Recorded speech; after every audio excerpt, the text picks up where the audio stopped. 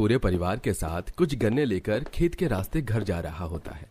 वहीं अमीर सीमा अपने बेटे और पति के साथ गांव आ रही होती है, जहां रास्ते में उनकी गाड़ी खराब हो जाती है और वो सब गाड़ी के बाहर खड़े होते हैं और राजी और उसका परिवार गाड़ी के पास से गुजरता है और अमीर परिवार नोटिस करते हुए जाते हैं। माँ, आज तो हमारे पास बहुत सारा गन्ना है। आज तो मुझे घर जाकर गन्ने का जूस ही पीना है। माँ, हमारी गाड़ी कब तक ठीक होगी? मुझे बहुत प्यास लग रही है और गर्मी भी, और उनके हाथों में गन्ना देख मेरा भी अब गन्ने का जूस पीने का दिल कर रहा है।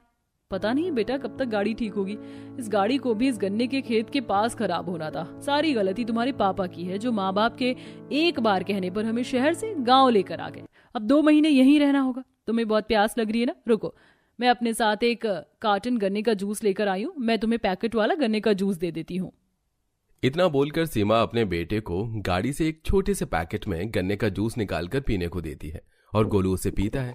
तो वहीं घर जाकर राजू अपने परिवार से गन्ने का जूस की जिद करता है।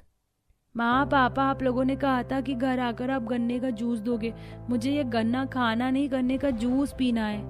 दीपक जी, आप ही बताएं ना राजू को कि हमारे पास गन्ने का रस निकालने के लिए मशीन नहीं है। मैं जूस कैसे पिलाऊं इसे?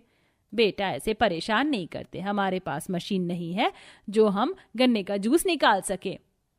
कोई बात नहीं माँ, मेरा बेटा अगर गन्ने का जूस पीना चाहता है तो मैं उसके लिए गन्ने का जूस जरूर निकालूंगा। वैसे भी हमारी इस बार गन्ने की फसल बहुत अच्छी हुई है और गन्ने की जब कमी नहीं तो मैं अपने बेटे को जूस पिलाने से कैसे पीछे हट सकता हूँ।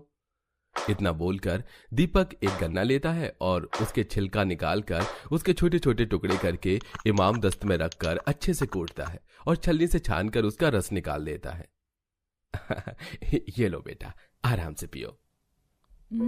ये जूस तो बहुत टेस्टी लग रहा है। मैं तो बाहर जा रहा हूँ। गन्ने का जूस पीकर राजू को बहुत अच्छा लगता है और वो बाहर खेलने के लिए चला जाता है। कुछ देर में सीमा भी अपने परिवार के साथ घर आती है, जहां घर के बाहर ही गोलू ढेर सारा गन्ना देखकर अपनी माँ से कहता है। माँ, देखो यहाँ कितने सारे गन्ने हैं। दादी, क्या मैं एक गन्ना ले लूं? हाँ बेटा, एक क्यों, तुम 2 गन्ना ले लो। मैं अभी तुम्हारी बुआ से कहती हूँ, तुम्हारे लिए गन्ना छील देगी।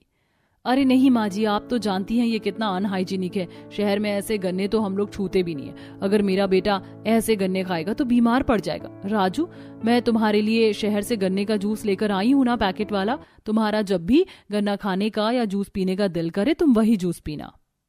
अरे अगर बहू बोल रही है तो वो सही कह रही होगी। अब घर में चलो, तुम लोग थक गए होगे। इस तरह सीमा ताजे गन्ने भी अपने बेटे को नहीं खाने देती और पूरा परिवार अंदर आराम करने जाता है। इसी तरह 2 दिन बीत जाते हैं और अगले दिन विनोद अपनी बेटी से कहता है। कविता, घर में बहुत सारा गन्ना रखा है।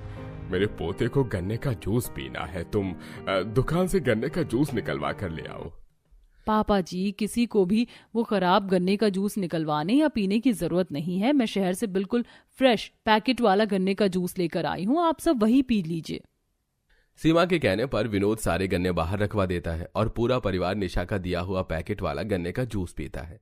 हालांकि उन लोगों को पैकेट वाला गन्ने का जूस पसंद नहीं आता, पर क्योंकि निशा उस गन्ने के जूस की काफी तारीफ कर रही होती है, इसलिए वे लोग भी कुछ नहीं बोलते। और एक दिन गोलू घर के बाहर खेलने के लिए जाता है और राजू एक बार फिर